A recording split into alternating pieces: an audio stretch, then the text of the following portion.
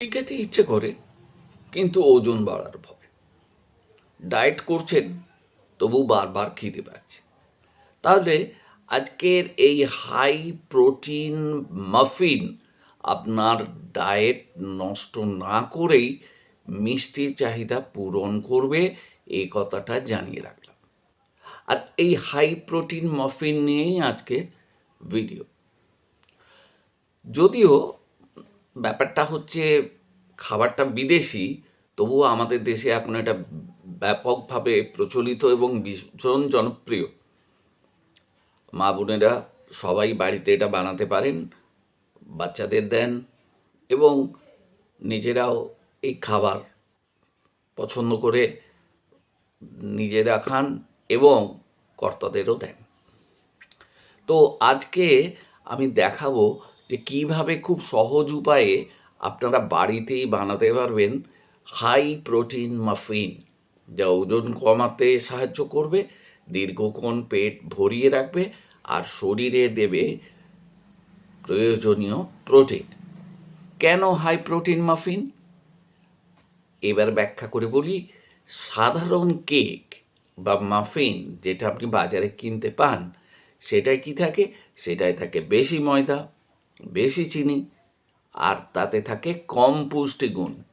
কিন্তু high protein muffin যদি আপনি নিজে তৈরি করে খান, তাহলে সেখানে পাবেন বেশি প্রোটিন, কম রিফাইন্ড কার্ব আর দীর্ঘক্ষণ তৃপ্তি।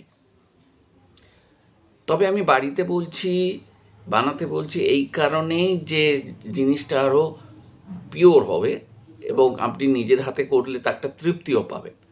কিন্তু হাই প্রোটিন মাফিন আপনি ভালো দোকান থেকে যদি কেনেন, তাহলে এই একই গুণ বর্তমান সেখানে থাকবে। প্রোটিন বেশি হলে কি হয় না, বারবার খিদে পায় না, ফলে ওজনটা থাকে নিয়ন্ত্রণে। এবার চলুন রান্নাঘরে ঢুকি। উপকরণ কি কি লাগবে? 1 কাপ ওটসের গুঁড়ো লাগবে, 1 স্কুপ প্রোটিন পাউডার লাগবে।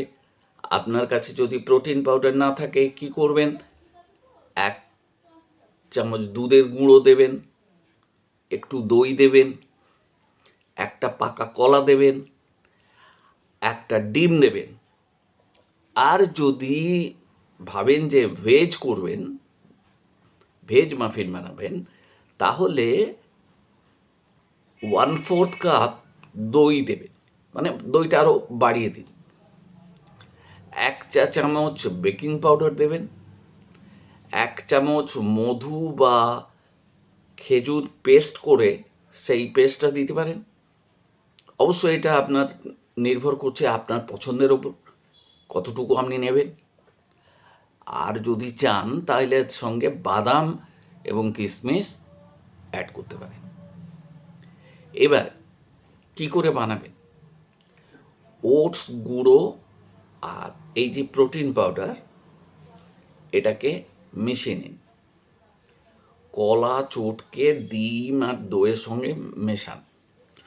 সব উপকরণ একসাথে মিশিয়ে মাফিন মোল্ড, মানে মাফিন তৈরি করবেন যে জায়গাটায় আর কি, সেটার মধ্যে ঢেলে দিন। 180°C 15 থেকে 20 মিনিট বেক করুন। আপনার বাড়িতে যদি ওভেন না থাকে, তাহলে কড়াইতে লবণ বিছিয়ে দিন, তারপরে ঢাকনা দিয়ে কম আঁচে 20 মিনিট রাখুন। পুষ্টিগুণ, প্রতি মাফিনের পুষ্টিগুণ প্রায় 8 থেকে 12 গ্রাম। তবে এটা ডিপেন্ড করছে আপনার ব্যবহারের উপর।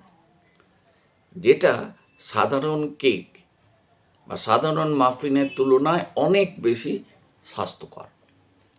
কাদের জন্য এই খাবারটা? যারা ওজন কমাতে চান, যারা জিমে যান, যারা ডায়াবেটিক হলে কিন্তু চিনি বন্ধ একবারে, মিষ্টি জাতীয় জিনিস। আর বাচ্চাদের জন্য খুব দরকার। কোন বাচ্চাদের? যারা স্কুলে যায় তাদের জন্য, কেননা এটা হেলদি টিফিন হিসেবে যথেষ্ট ব্যবহৃত এবং অত্যন্ত উপযোগী।